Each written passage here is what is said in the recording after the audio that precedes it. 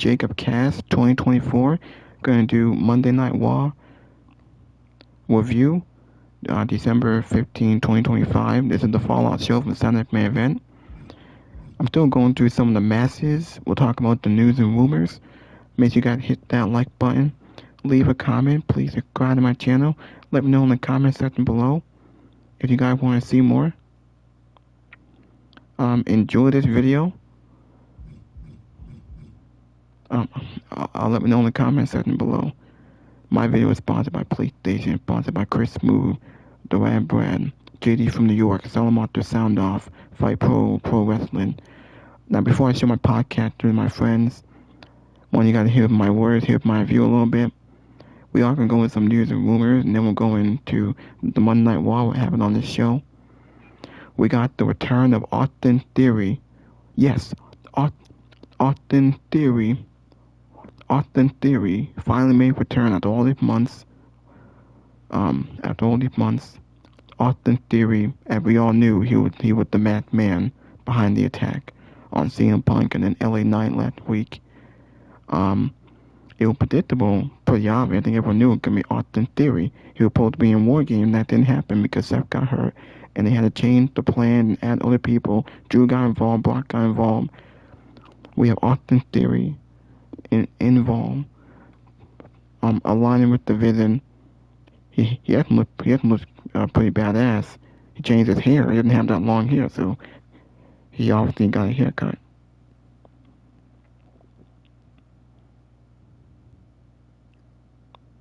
Gunther's net target after retiring John Cena, possibly AJ Styles. Gunther troll fans over John Cena.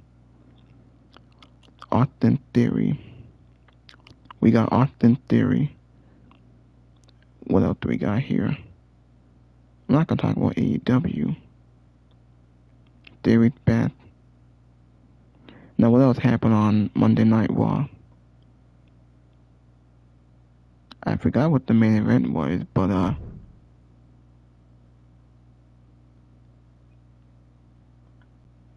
alright, so the show opened up with Gunther. Gunther got booed. He got massive cheers, massive hate from the crowd. He said John Cena tapped her like a little bit. Massive heat from the crowd. Gunther's a mega heel, a massive heel. After that segment, we did get Gunther taunts AJ Styles with John Cena, you can't see me, so they could be setting that up, whether for the Rumble or WrestleMania. It might be, maybe Wrestle Brock Lesnar, I don't know. We have to wait and see. We had a vignette with the Usos classic rivalry against the New Day. We had the Usos defeat the New Day in a pretty good tag team match. Jey Uso demoted to the tag team with his brother. He's not going to be in the main event scene. He's not going to have the World Championship. Not good. Usos are back together, being a tag team. Had a good match with the New Day. Also, we did have a segment here with the Kabuki Warriors attacking Rhea Ripley and Io Sky. So I guess they're still giving me a feud in. They're probably going after the women's tag team titles. We had Maxine Dupree versus Ivy Nile. Maxine Dupree made Ivy Nile tap out in the first title defense. She defends her women's U.S. title. Her IC title, I mean. Man, whatever, is alright. Ivy Nile trying to get over, trying to get better. She tapped out. Ivy Nile. Maxine Dupree is trying to get over. Hopefully she's a transitional champion. Now, CM Punk came back after missing television for 2 weeks. He was on Saturday Night Main Event, but after 2 weeks, after what happened at Survivor Series being taken out by the masked guy, obviously Austin Theory, CM Punk very decimated Braun Breaker on the microphone. Nikki Bella attacked Stephanie Valkyria and Raquel Rodriguez during the title match. So, Nikki Bella still wants to chase the title. I don't know why. Don't know why they're still going with this.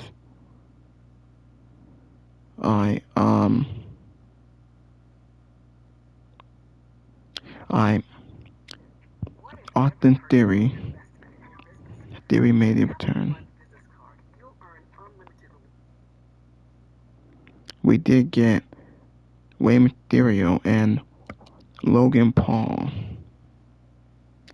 Rey Mysterio versus Logan Paul in a non-title grudge match.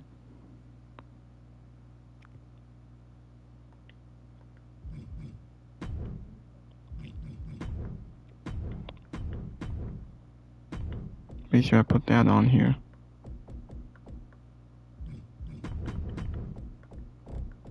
Hold on.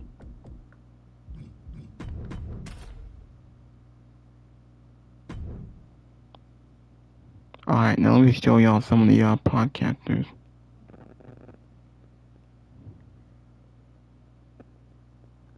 We might have him on here in just a little bit. I did send him the link. We'll see if Big G comes on and gives his thoughts on attending Raw in person. Big G also passed along spoilers for SmackDown on December 26th, which is a week from Friday. They have a live SmackDown on Friday in Grand Rapids, and then they're taping next week's Raw on Friday, and then they already taped the SmackDown for next week on December 26th. It's because of the holidays. It's a slow time of year, and they do the tape shows so the wrestlers can spend time with their families. That's nice and all, but it's not a very exciting time until we get to the end of the year.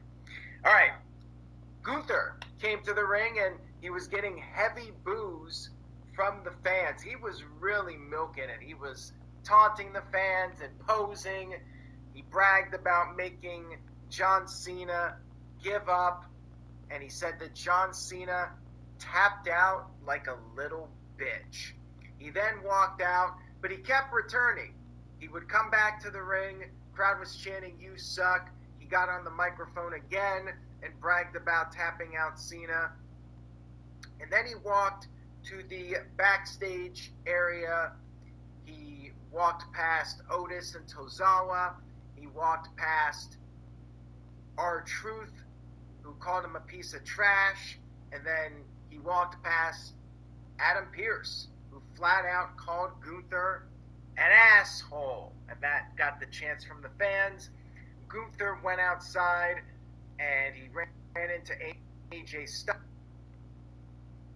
Styles. He got in his car. He did the "you can't" to Styles, and then he drove off.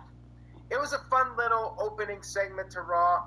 Not much storyline advancement, but I have to say, Gunther did a great job just milking the heel heat that he was getting, and Cena, and that's exactly let down.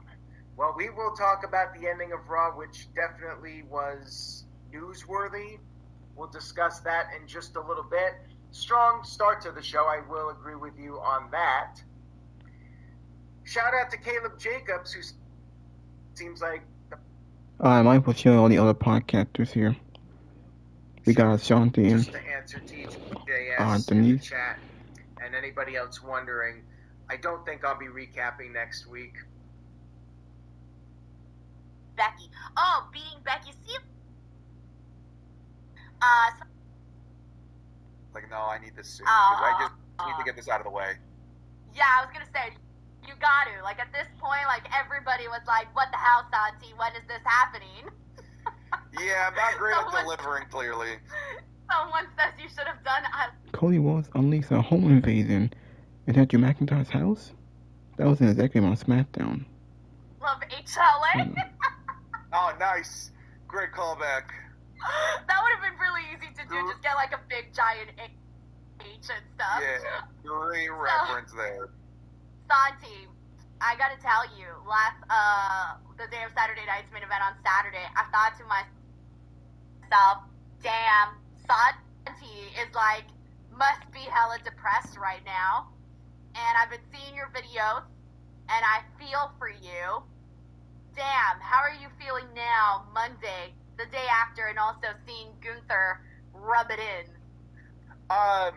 Okay, so I'm still really bummed out about it. Obviously, like, seeing my dude, John Cena, tap out is one of the most heartbreaking things that you can see.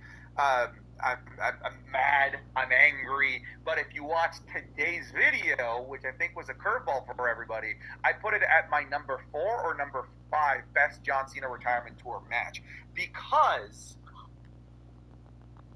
at the end of the day, even though I hate it and I'm angry and I'm upset, it made me feel something. That is, of all of the matches in the retirement tour, it is the match that elicited an emotional reaction out of me. And save 30% on holiday groceries from Aldi. Only on Uber. Goddamn commercial, man. Summit Series was never just made Ah, come on now. It was made for those who... Come on now, what the hell? But it doesn't change the fact that I'm sad and upset and angry about it. See, here's the thing, Santi, is that the powers that be, they're gonna watch your video and they're gonna be like, damn, Santi put it at number 4, so what we did was right. And then they're gonna continue doing bullshit like that over and over and over because Santi put it at number 4. I'm mad that you did this. Hey, that's. I think that's what they were gunning for. They wanted mad, and they got mad. And I mean, I don't think that. Again, this is talking from the selfish point of view of what I wanted. I wanted a party. I wanted to celebrate Cena's retirement. Instead, what we got was being forced to mourn Cena's career. I don't even that shit know was if you guys sad. were. Yeah. That look, I've said this before. I'm not like a big ass John Cena fan the way that you are, Santi. Like, I'm just your average fan. And when I saw what went down, I thought, damn, I felt so bad that at the final moment, people were chanting bullshit instead of John Cena having that glorious moment of the fans being like, oh, no, instead they were chanting. That was so messed up, man. I don't know. I thought it was messed up. Who do you blame? Do you blame the fans in attendance? It's not like the fans in attendance went in with the mission of yelling bullshit. What they're reacting to is what they were given. And if that's the visceral, instant reaction that the fans are eliciting, then you have to look at who generated that reaction, and that's WWE. Exactly. No, that's exactly how I felt. I'm glad that the fans are saying how they felt, but it sucks that it was set up that way for John Cena to have that moment. He got that moment robbed of him for him. He only had one moment to have that crowd admiration, and it was robbed from him. It was taken. What I'll say this, what I think is the bigger of the travesties here, and to maybe expand on your point of the point being robbed from him, is I hate that the what went down, and I felt like I had to really break it down, because again, to me, it was not that John Cena lost, it was him tapping out that way. That was the part that I was like, yo, you guys really did this to John Cena. And yes, at the end of the night, it was all about Triple H. And that to me was insane. Like, I would have never thought that that's what we would be talking about at the end of John Cena's matchup. So, yes, this is kind of like, this is taking me back to WrestleMania 39, when everybody was arguing about Roman Reigns defeating Cody Rhodes and not defeating Cody Rhodes and that whole thing. And I feel like ever since that happened, I think that's why they did this again. They wanted to have the fans be upset the way that they were with Roman and Cody. But the difference between Roman and Cody is they got a chance to do it again. This is it for John Cena. There's no doing it again. That's it. It's done. It's over. And there's no getting it back, right? I felt bad. I didn't love it. I feel like yes, you're right. This is subjective. We always talk about that all the time. But yeah, I'm definitely sticking with my feeling of how I felt about it when that moment happened. And I was like, I did not like this. And I'm like, yo, I'm not even like a big John Cena fan, and I was insulted by this. I was like, bro, how could they do that to John? Like, he did so much, man. Like, he's been so respectful of WWE. You name it, he's done it. Crazy. But let me ask you a question, Santi. Do you regret going, or do you not regret going? No, I love that I was there. I love that I got to be part of that atmosphere. I liked being part of the atmosphere of an angry. It's step 2, then 3, then 4. We still need to do a lot more with Gunther. I'm actually at the point where I want Gunther to go on such a dominant run that if you don't have him winning the Rumble, don't even put him in the Rumble. Have him do something else at the Rumble. This is a guy that now needs to go on his Brock Lesnar post-Undertaker WrestleMania streak run. That's the only thing that we can do here with Gunther. You cannot have him be the guy that never gives up, give up like a bitch. As he said, you cannot have him do that and then follow it up flat. I'm concerned they're going to, because the first guy to call him out was frickin' Otis of all people. But this segment and everything and how it was executed was magnifique. Okay, so from moving forward, there is going to be that big, giant magnifying glass on Gunther, because anytime anything sucks, anytime something delivers, people are going to start saying he shouldn't have been the one. He shouldn't have been the one to tap out John Cena. He shouldn't have been the one to defeat John Cena. So now there's going to be a lot of pressure. There's going to be a lot of pressure on Gunther. There's going to be a lot of pressure on who his next feuds are, who he ends up, feuding with next, because right now we don't really have an indication of what is next and who is next for Gunther. Of course, there was that AJ Styles tease, but we know that AJ Styles is also planning on retiring next year. I'm not exactly sure when next year, but it's going to happen. So instantly people were like, okay, Gunther might retire AJ Styles if this is what we're seeing. And now I think it's a real honest-to-God possibility. I think they're going to do this. They're going to stick to the shtick for Gunther and have him just retire just about everybody, which is making me kind of sad thinking about the fact that AJ Styles is going to be retiring, but there's nothing we can do about that. He's made his decision. It's going to happen. But I do agree with you. I love the heat that Gunther got today. He had to get that heat. Had he not gotten that, it would have been severely disappointing coming off of such a shocking way to close out John Cena's retirement. We got Luis Henry here who says Cena's retirement screw job screwed the fans. See, I second that. I really do feel that the fans got screwed there too. Thank you, Luis. We got JJ Castillo here who said, Santi, how are you holding up seeing John Cena's final match in person? My mind wants the egg. I was like, what the fuck is this? And I love Gunther. Like, I feel like I have to say that 500 times, because I feel like when you say you don't wanted that for Braun, I'm like, yo, am I a savage that I want that for Braun? But I need to see it. But yes, CM Punk going out there and clearly calling Braun Breaker dumb and the Steiners dumb and making fun of their poor math skills, etc. Oh, it was so good. And I think that now, like, you're right, this is the CM Punk that we wanted to see, because there's been times where he's been in promo battles and I'm like, yo, you could go so much more in on this person. Like when he's been promoing with Logan Paul. They've had a couple of interactions and I thought, dude, you guys really held back in ways that you could bury Logan Paul. I'm sorry, but if anybody has like so much material that can be used, it's Logan Paul. And they didn't go near any of that with CM Punk, and I kind of felt like they were holding back with him and so many other people that I thought he could go all in more. I want CM Punk to be this version of CM Punk, because that's the version we like. Yeah, speaking of material for Logan Paul, did you catch that CM Punk used some of the material that seemed to always be taboo? Scammer? The YouTube scammer. Obviously,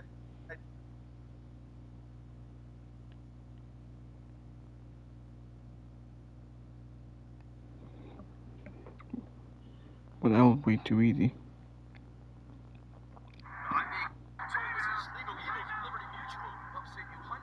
I'm going to show you all the other podcasters. Oh, I heard it already over. God damn it.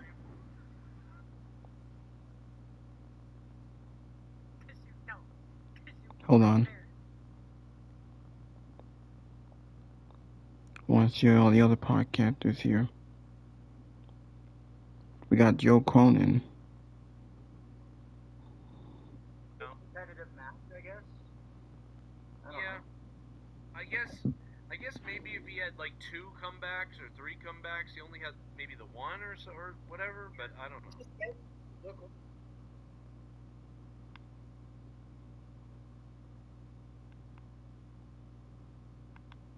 Damn, man. Becky's proven what she can do with the youth and her character Stephanie is more compelling than anything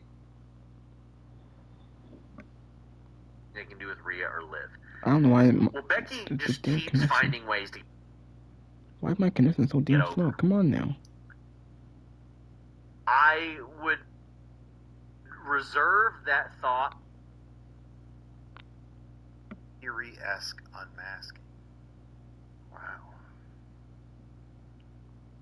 What a good question. Like when Vader.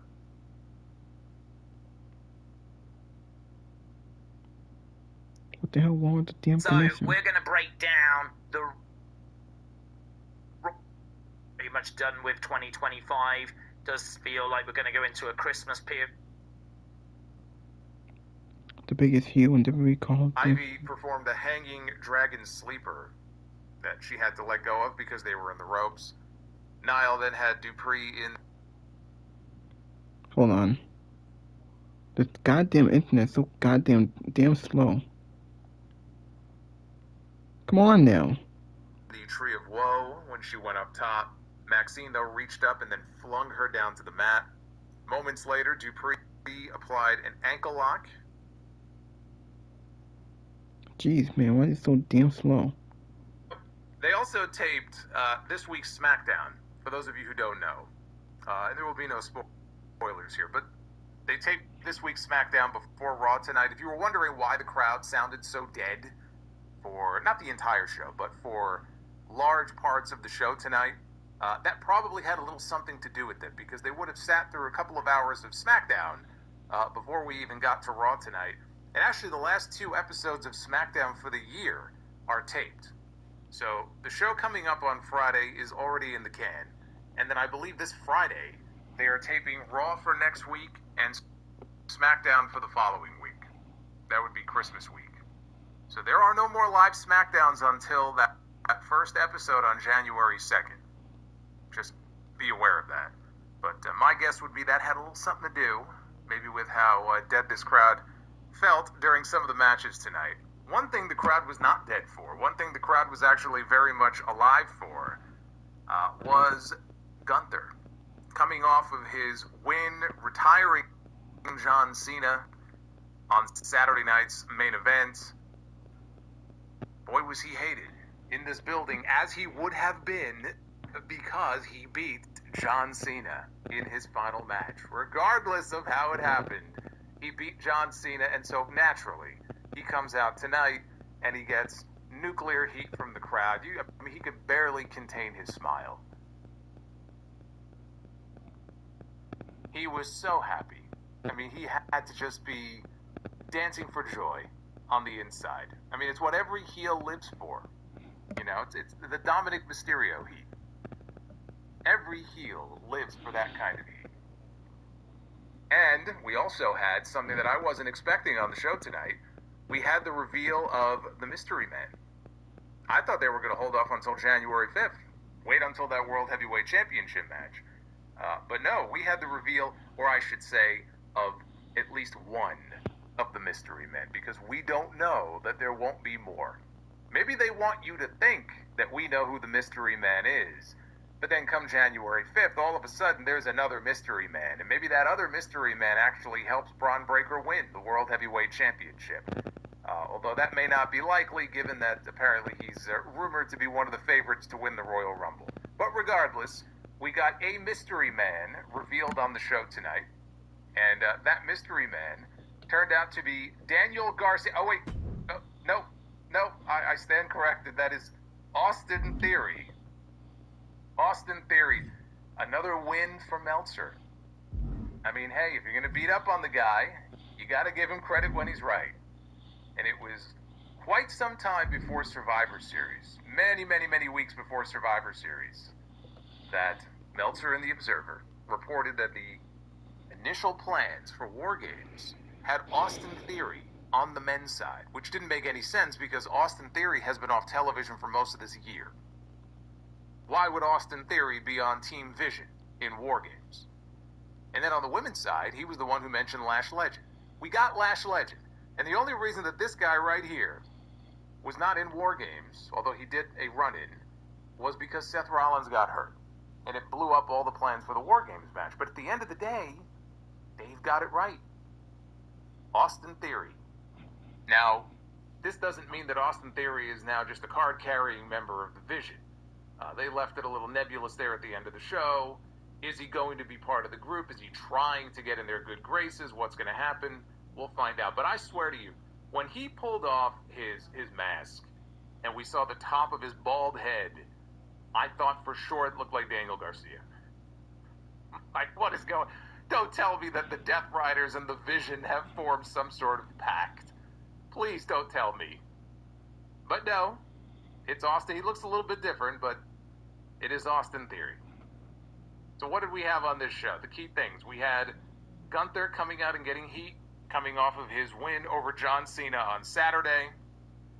We had the Mystery Man reveal, and we had a great promo from CM Punk, because this was Punk's first appearance on Raw since War Games, and this was his response to Braun Breaker and what Breaker has been saying about him and his wife over the last couple of weeks. Punk was in rare form tonight, which is always when he's at his best on the microphone, when he's angry and pissed off and all riled up at somebody. So I thought the CM Punk promo, honestly, was, outside of the Gunther stuff, the best part of the entire show. That was great. Unfortunately, there wasn't a whole lot else on this show that I would call great. It was okay. You know, there were parts of it that were solid. There was a lot of it that bored me, frankly. And it's also mid-December. I don't expect any of these shows to knock my socks off. I mean, we're kind of in this lame duck period now. Everything was building to John Cena's retirement match, right? That's what everything was built around, including a tournament that was taking place on television over a period of weeks. Well, now John Cena is gone. And this big World Heavyweight Championship match that they're promoting is still a few weeks away, still 3 weeks away. We're heading into Christmas, we're heading into New Year's. I'm not really expecting a whole lot. And now we're heading into a bunch of taped shows. So what we got tonight was pretty much what I would have expected. I'm not exactly expecting them to hit a home run here at the end of the year with these shows. This is your Raw on Netflix review. It is Monday, December. Booze is what Steve Austin used to do on the... Good, I enjoyed this. So then he left the ring again, and this time he made it all the way down the aisle to the stage before walking back to ringside and standing back on top of the announce desk.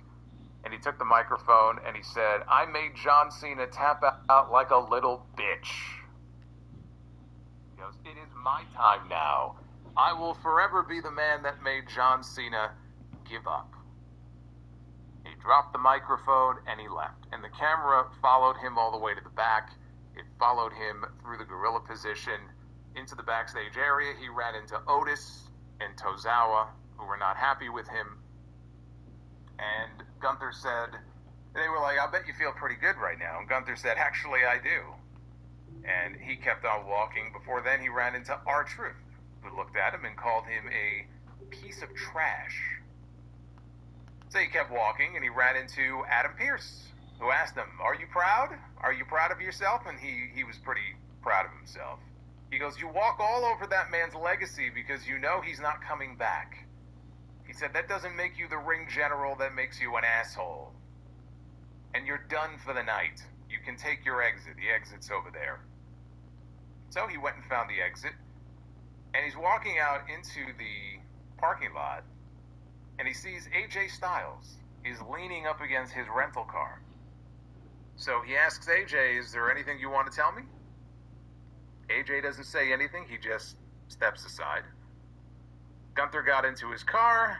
He rolled down the window. He said, "AJ," and he did the "you can't see me."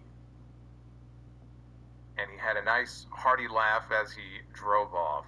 Now you see, AJ should have cut his brakes or something. So that way when he went to go drive off, he can't stop and he crashes into the production truck or something.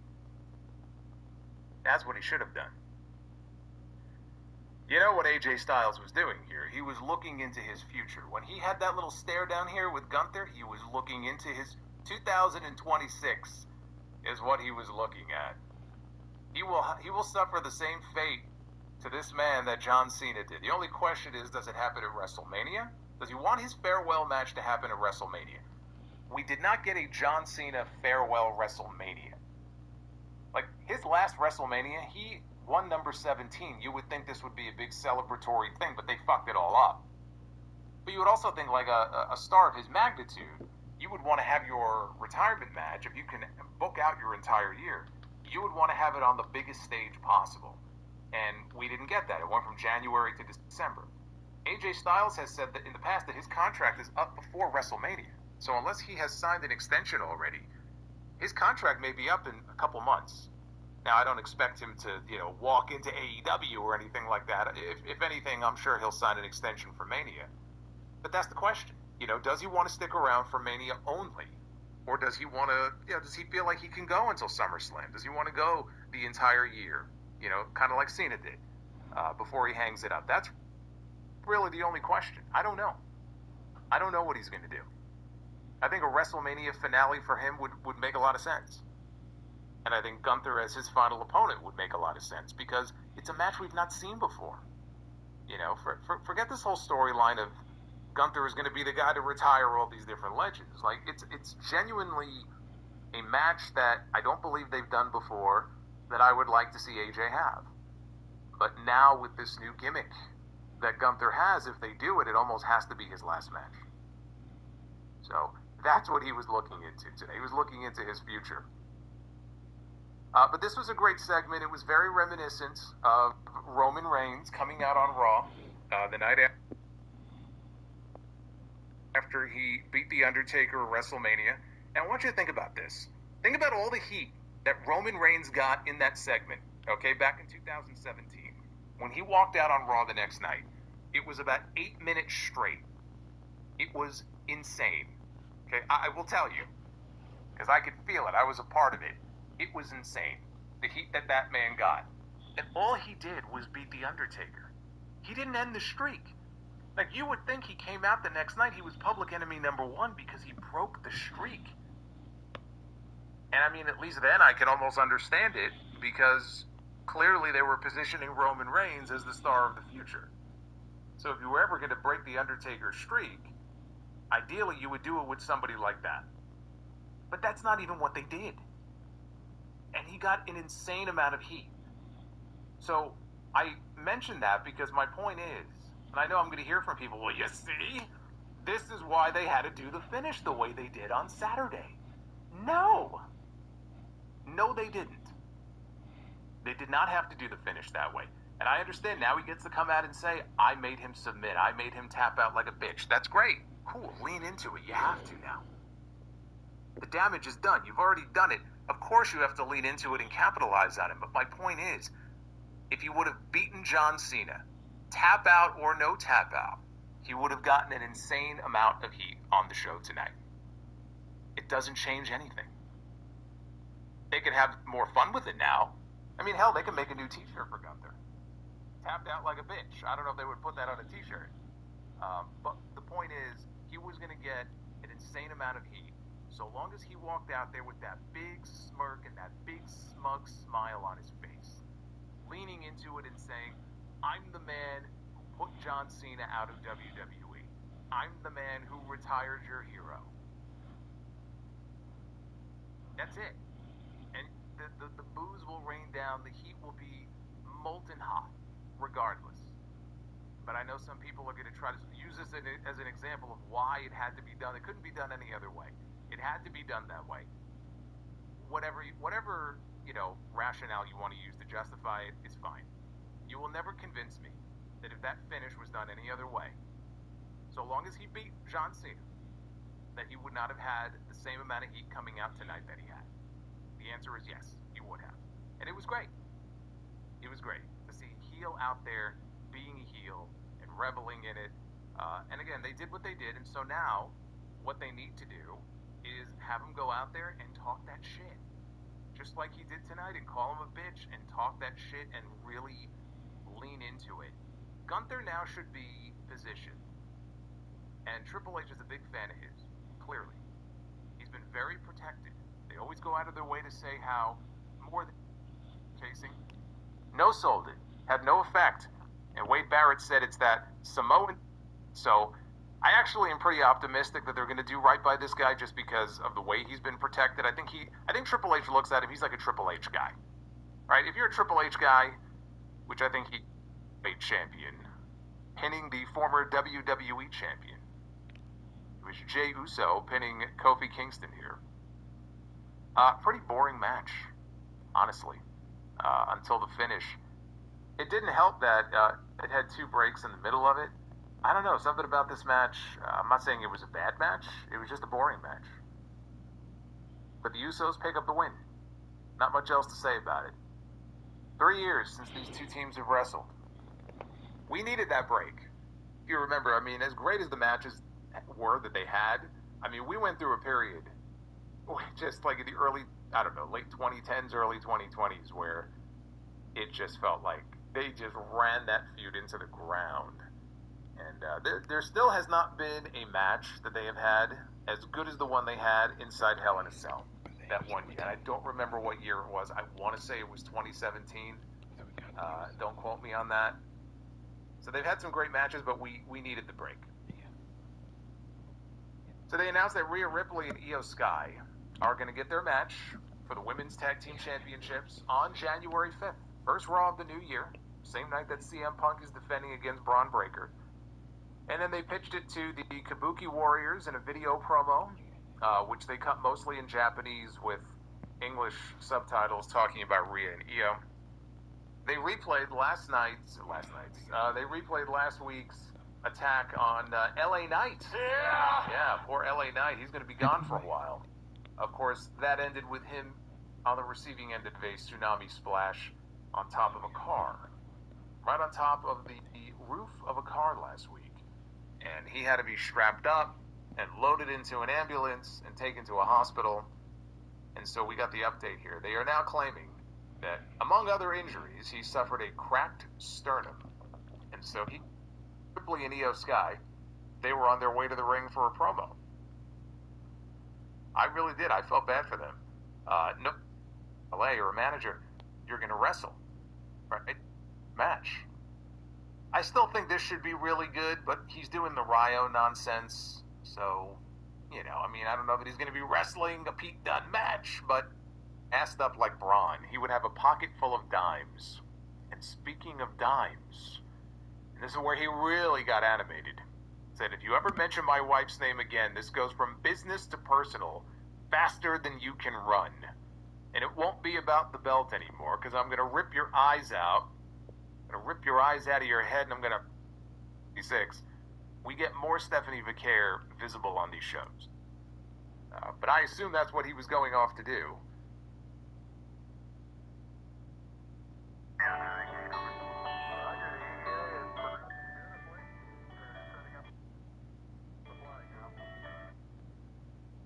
Sometimes everybody wanted to pass out. Everybody wanted him to just fade away into the night. A tap out, a verbal I quit, means that Gunther defeated John Cena. It means John Cena gave up. The fade away, the pass out would have meant John Cena endured Gunther. He survived Gunther. Gunther did not let him survive. Because it's up to me. John I can Cena. come over there and slap the shit out of you. John Cena quit. Going forward, The smile. The smile meant more than anything. Oh, it's corny. Oh, it's lame. Oh, it's this. Oh, it's that. Grown men crying. This and that. Nobody wants to see it any other way. Everybody was upset with the outcome because it wasn't the outcome that everybody wanted. Everybody was upset with the outcome because it wasn't what you wanted.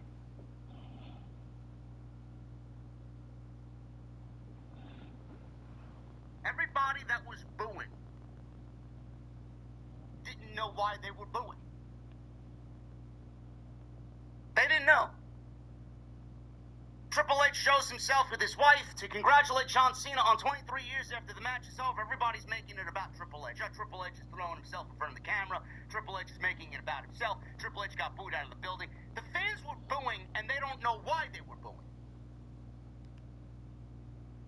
Were they booing for John Cena losing? Were they booing for John Cena verbally tapping out? Were they booing for Triple H? Were they booing for John Cena going away? Were they booing because Gunther was the last guy to retire John Cena? You don't know why you were even booing.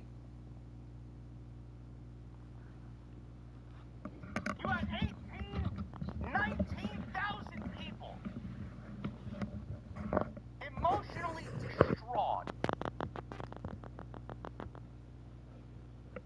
Everybody booed because they were emotionally distraught watching their hero do the one thing that they didn't want him to do, and they couldn't cope with it. You had 19,000 and millions watching this around the world, unable to accept the truth.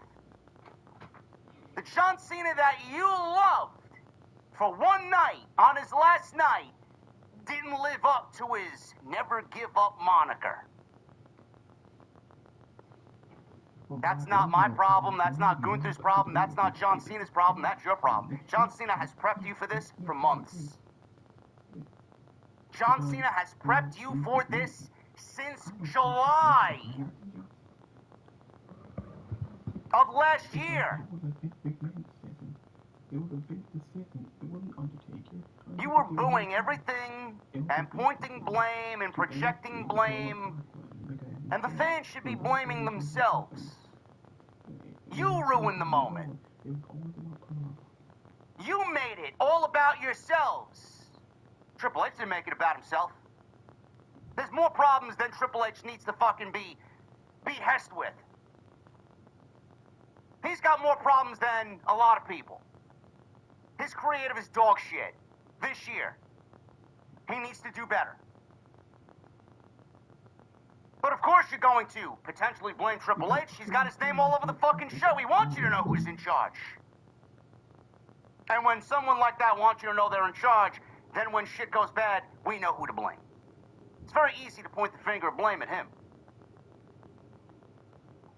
I rest my case, even today, 48 hours later. I do not blame Triple H for anything on Saturday night. There's plenty that we can blame Triple H for, like the majority of John Cena's retirement run. Saturday night was not the time to blame Triple H.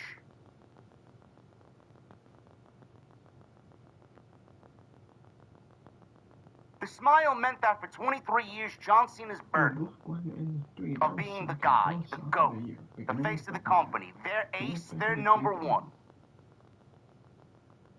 The burden of that is now lifted. The smile of John Cena passing out, or not passing out, but tapping out, and fading away into the night. The smile means that when John Cena leaves, that he knows, after 23 years, all the good that he's done is now in the good hands of the guy that beat him. So many excuses were brought to the table. So many. Jey Uso tapped out Gunther at WrestleMania. I can't look at Gunther in a legitimate way because Jey Uso tapped him out. I'm supposed to believe Gunther tapped out John Cena? Pat McAfee lasted 15 minutes with Gunther. I'm supposed to believe Gunther... You know that story where slow and steady wins? That's terrible advice. Things move fast in the modern workforce. I met you... out John Cena.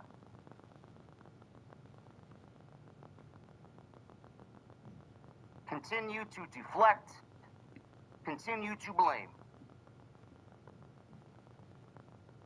Sami Zayn beat Gunther. Continue to deflect. Continue to blame. Oh, heroes should always get the final chapter and the good feel ending. Sting got one. Kurt Angle got one. No, not Kurt Angle. Who was it? Baron Corbin beat Kurt Angle, didn't he? I don't even remember. Kurt Angle didn't even get the guy he wanted. That's the point I'm trying to make. He didn't even get the guy he wanted.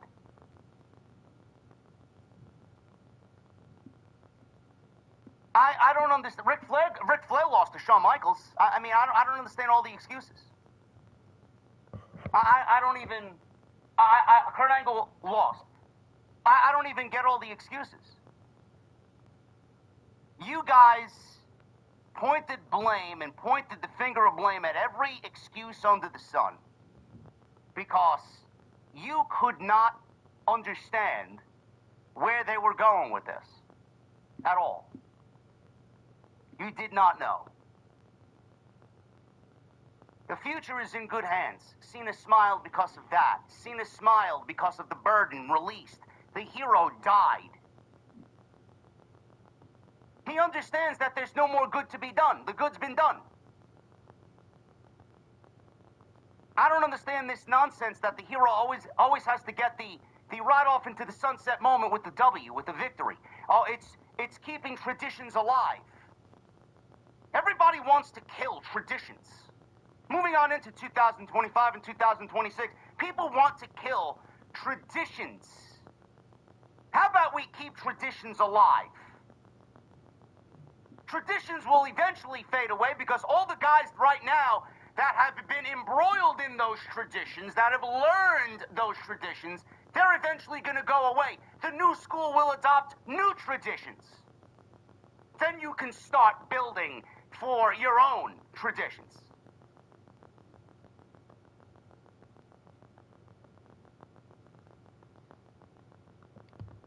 I quite enjoy when a hero dies at the end of the movie. I love it. Perfect example is Russell Crowe in Gladiator. Look at all that he had to endure. Look at all that he had to do to save Rome. And when he finally killed Julius Caesar at the end, he succumbed with a smile on his face, knowing that everything that he went through was for the good of Rome. And that he would see his wife and see his kid in Valhalla, and he would have a life that he sorely missed. He died a hero. Don't know why everybody can't look at John Cena in the same way, but now we'll let our emotions take care of it, and we'll let our emotions just fuel our hatred to spew hatred everywhere because we didn't get what we want.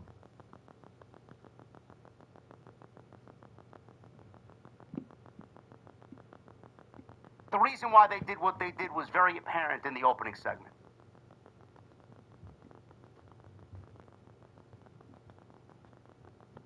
The reason why they did what they did was very clear.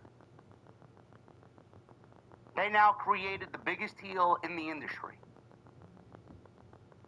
Hershey, Pennsylvania might not have been the best place for him to come on out first in this line of cities that he's going to make after beating John Cena. But he doesn't book the show, he doesn't book the town.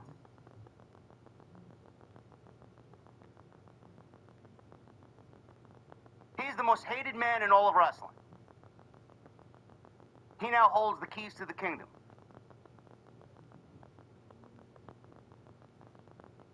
Gunther is going to take all that he has taken from John Cena.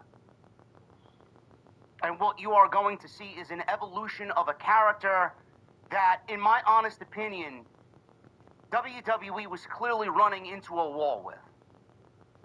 What do you do with a guy that has basically done everything in WWE at the early age of 37? Guy's done everything.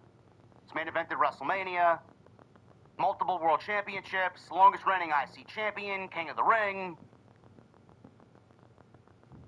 What else is there for this guy to do? How else do you keep Gunther interested? Triple H has taken his one pet project, a pet project that has been in his hand since the very beginning. Since the day he came out, NXT TakeOver UK to confront Pete Dunne at a TakeOver event years ago. Walter was a pet project of Triple H. And now we see him on the main roster, even more so.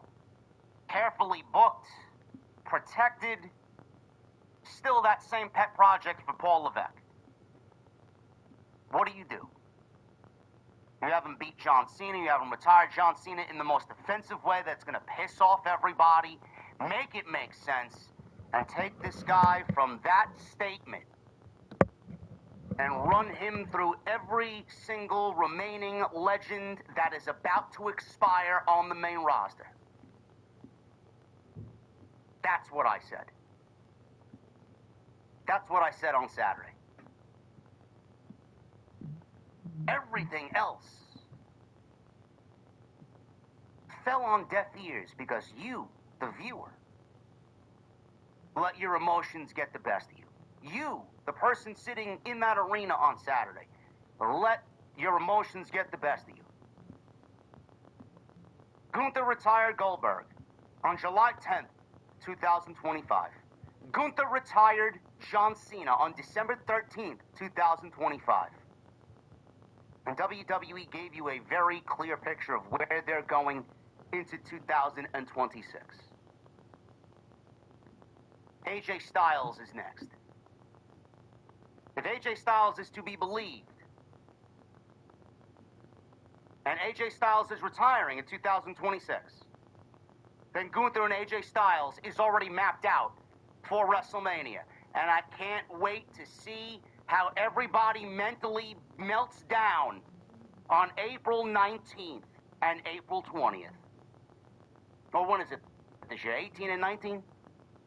I can't wait to see everybody visibly and mentally break down when Gunther takes away another one of your childhood favorites. You said I quit. Well, they can call you over 2 years ago. That would be 3. Let's throw Chris Jericho in there to make it 4. He'll be with the WWE in about 6 weeks' time. Let's throw Randy Orton in there to make it a cool number 5. Don't know when Randy's gonna retire. He's already semi-retired anyway. Where the fuck is he? Let's make it 5. Who else wants to go to an early trip to the retirement home? None of you really grasped what they were building They towards. do have a hard. None of you really understand why John Cena smiled at the end of the fucking match on Saturday. Now you know why. John Cena smiled because with every retirement that Gunther collects, that one guy who's going to end up confronting Gunther, who's going to put an end to this savage monster who's disrespecting the business, who took our childhood heroes away from us, that one guy who will stand up to the mighty Gunther, that man will take everything that...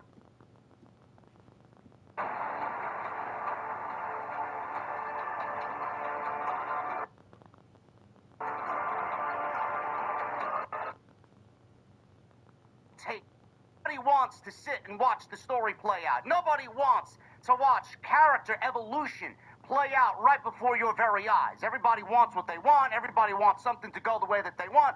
And everybody wants the guy that they want, except the guy that WWE put in there on Saturday. Tough shit.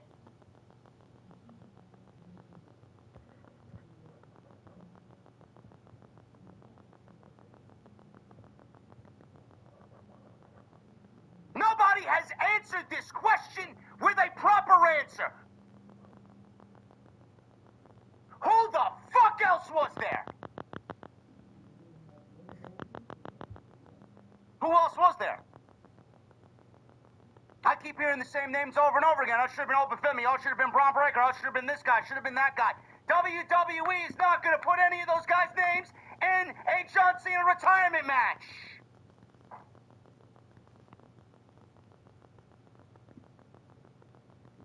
Nobody.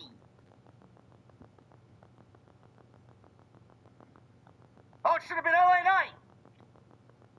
Why? So you guys turn on LA Knight?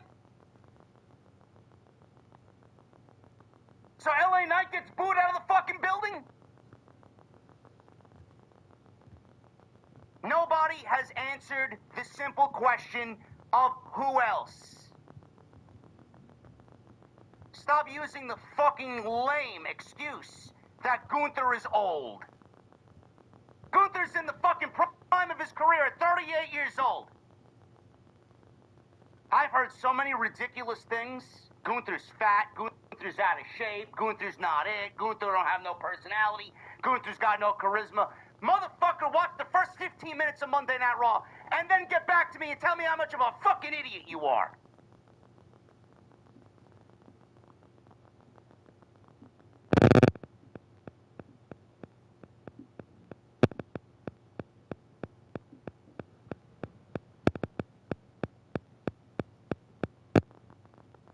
That's the problem. Nobody understands. Yet I'm the bad guy.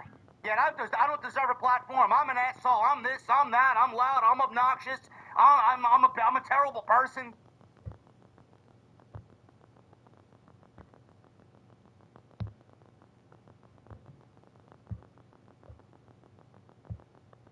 How many legitimate heels exist in this industry right now?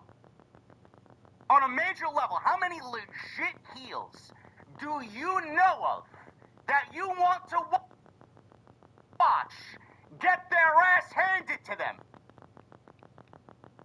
How many good heels exist right now in the industry that have this level of heat?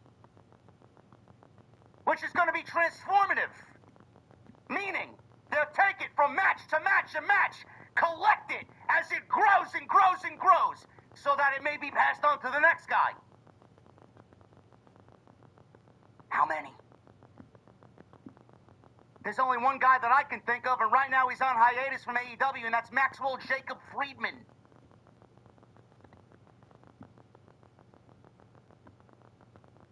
You're looking at an industry, you're looking at a current landscape in pro wrestling where no legit heels exist. Yet everybody's fixated on, let's build for the future. Let's build for the future. You are building for the future with Gunther. You are building for the future because when the next guy beats him, that's when it begins. That's when the fun begins. That's when you get what you want. So my statement to all of you, everything that happened on Saturday night, you saw a clear indication of where they are going. No, I don't trust WWE to do the right thing. No, I don't trust WWE to give me the proper build and direction, the follow-up following Saturday. Their 2025 has left a terrible taste in everybody's mouth, and they're going to need to do a lot of work to get everybody to trust them the way that they used to trust them. But you see the clear indication, the clear direction of where they are going on Gunther's behalf coming out of Saturday. Everything that you wanted now rests in Gunther. So that when pack of bubble gum nowadays at the fucking supermarket. But if you can, but you not liking it makes me love it even more. On a previous episode of SmackDown and left him laying in his own piss and blood. They thought they were doing something cool, epic. No, I hated that ending.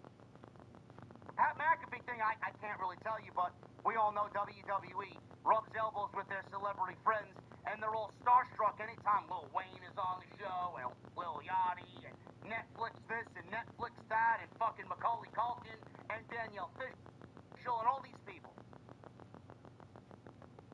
Shelley Roll, Travis Scott. They don't know when to put their dick away. That's all they use these people for. They're starstruck by their celebrity friends and they want to include them. Pat McAfee should have never been in the fucking ring. Let alone against Gunther. All I can tell you is, it sucked. happened. And hopefully in 2026, there is a less emphasis on using celebrity buddies to get in the ring with our top made stars. But I'm pretty confident that from this point on, you will not see a Gunther loss all year. You will not see Gunther jeopardized in any way, shape, or form until the day he loses to the next guy in line. Otherwise, what the fuck are we doing? And if that happens at some point next year, there will be a massive rant to go along with it. But right now, there's a hesitation in even trusting them because of what they did with John Cena and what they did with his retirement run and what they did this year creatively in general.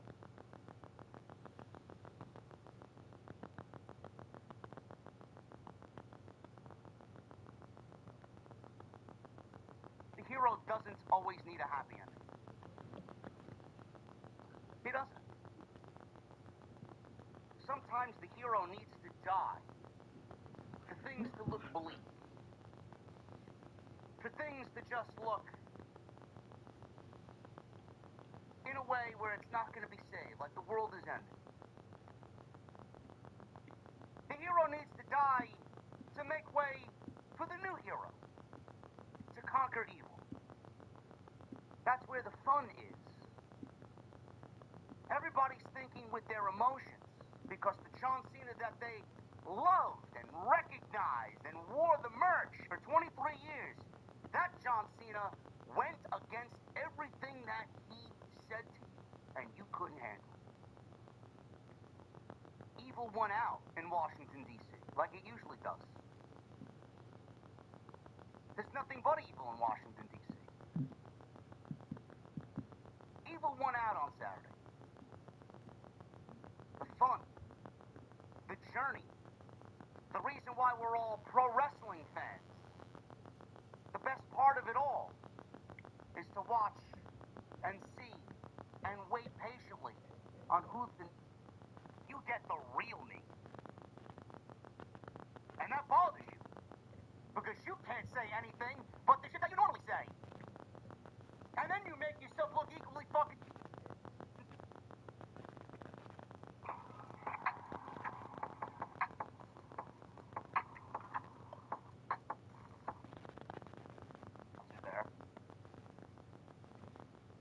Everything I say on Tuesday, I reiterate, no matter what, to a broader audience. And they're not making the same music that they were when they first started out because they were catering to a niche audience. I don't want to listen to them anymore. I'll continue to listen to their old stuff and not listen to anything new that they do. A good example is Dane Cook. Whether you like Dane Cook or not, Dane Cook was fucking great. In the first couple of years Dane Cook hit the scene, he was great. It's great. Funny. Went to go see him live. Had a great time. When everybody started to pick watch on a weekly basis, the community is not fun. There's no creativity in the community. There is no logic in the community.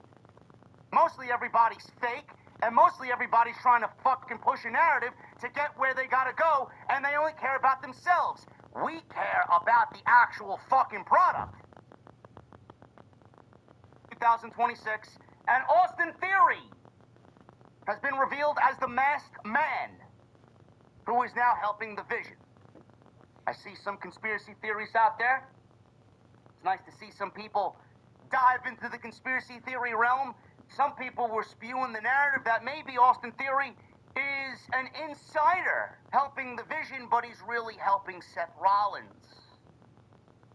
I don't know if Triple H is that smart to think outside the box,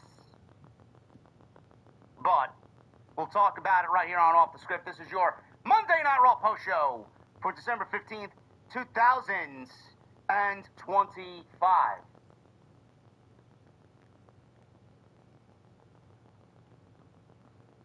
Why are the Phillies catching strays? Because I can't stand the... It is my time now. I will forever be the man that made John Cena give up. Gunther smiled. Chorus of boos. He walked to the back. The camera followed him to the back, and I said to myself, something's going to happen here. Something's going to happen here. Someone's going to confront him because the camera's not going to willingly follow Gunther to the back. They had something planned here.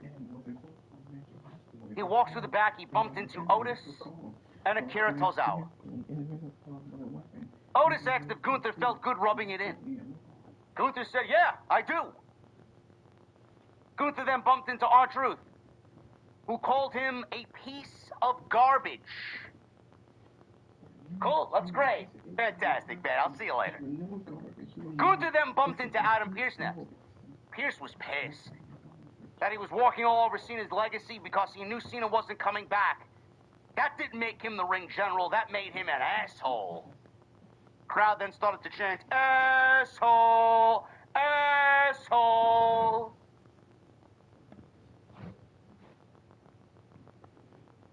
Adam Pearce then told him, you're done for the night. Find the exit. I fucking kicked him out of the building. Gunther gladly left the arena. You could see how frigidly cold it was in Pennsylvania. AJ Styles is in the distance leaning on a rental. He walks past AJ Styles. Styles got in his face, but he didn't say anything. He motioned to Gunther, there's your car. Gunther rolled the window down after he got in the car. He drove by Styles on his way out. He looked at Styles, and he told Styles, hey, AJ, you can't see me. And then he drives off. Every single human being that overreacted from Saturday's event was made to look like a fool. Every single one of you. The tap out, the loss, the smile, everything about it, whether you liked it or not, which is your opinion. You can sit there and fucking claim to everybody that you didn't like it. Nobody gives a shit. Everything that they did was justified in this 15 minutes. Everything about it. You could not have booked a more perfect Gunther segment following retiring John Cena, outside of asking for maybe a better audience. They at least did their job to the best of their abilities. I would have preferred a more volatile, adult-like audience. I wanted fucking sheer hatred. I wanted the fuck you Gunther chant that was bleeped out on Netflix. I wanted asshole. I wanted anything but you suck, you suck, you suck.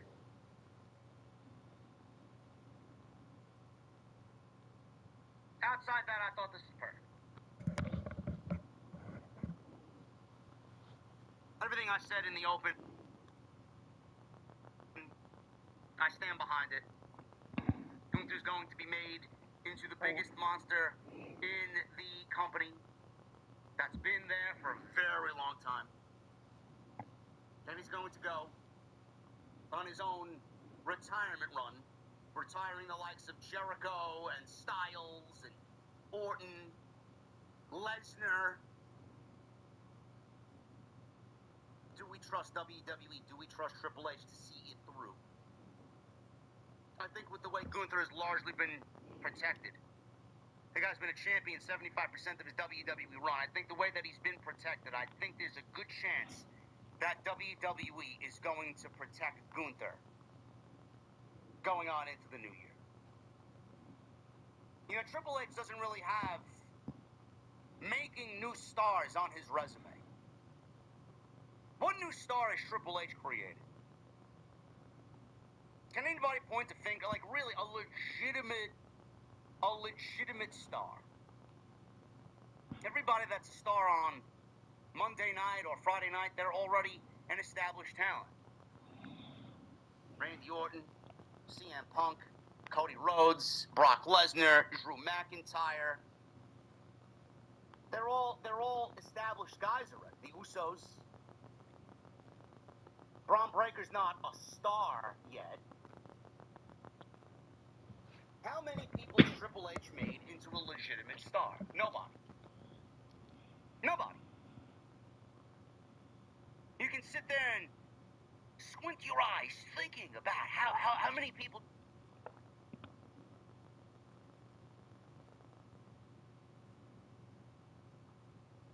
Do you have any Christmas gifts that I've gotten you that you remember really well that you loved? Yeah, I love all of the recent jewelry. This is what would happen, and this needs to happen, but someone said Montez Ford. Oh, I love that. Montez turns heel and joins Paul Heyman. I'm all over that. I don't think it's Montez Ford, though. I would love it to be. I don't think it is, though. But yeah, so Austin Theory is now the newest member. He's the newest member. We all saw it coming. I predicted it. What did... With Triple H. I'm not betting against Triple H in this particular situation.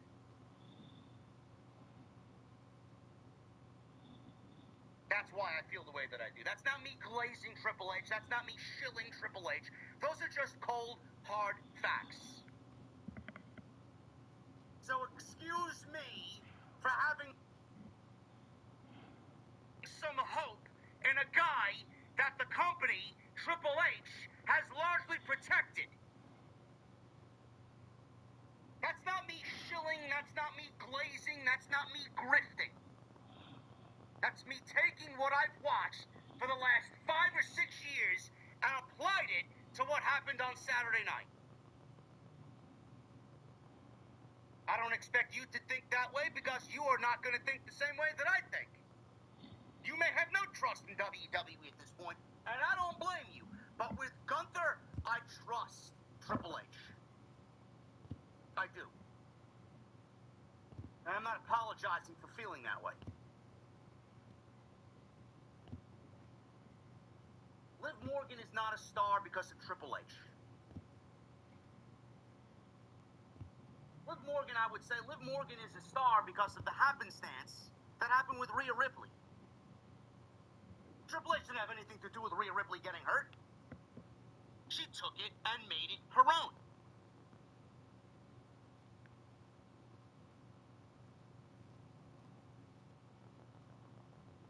Bronson Reed is not a star. I'm waiting for Jacob Fatu to get back so that WWE can push him the same way that they're pushing Gunther.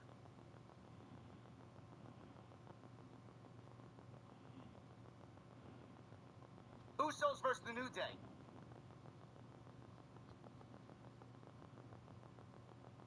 This has been one of the longest standing rivalries in WWE history as far as tag team wrestling. Early on, this was really good. Tonight, this was all right. I'm not going to sit here and tell you that they tore the house down. They went 18 minutes. This was longer than anything else on the show. They went 18 minutes. But they're clearly setting up the Usos to go after the tag team championships against AJ Styles and Dragon Lee, whenever that may be. Maybe setting it up for the January 5th show. Monday night on Netflix, the 1-year anniversary. This was all right. I didn't really find myself, completely enthralled or invested in this. This came about last week when the Usos finally got back together, and then the New Day were there, who were eyeing the tag team championships after Dragon Lee and AJ Styles beat the War Raiders. Jimmy Uso said that he saw Jay melt down 2 weeks ago. He called Jay, he talked to Jay, and they realized that they need to get back together, and now they're back in the tag team division. So the first team that they have the Usos run through is the New Day, who have largely been losers in 2025. I believe this is the first time that they've wrestled in over 3 years. The New Day took control. Well, I might stop the video. It's been long enough. It's getting late. Thank you for watching. Thank you for all the support. Hit that like button. Leave a comment. I will be back with more videos. hopefully y'all enjoy this. I thought the show was pretty good, pretty decent. You guys heard from the other podcasters. You heard from me. Until next time, I'll see y'all later.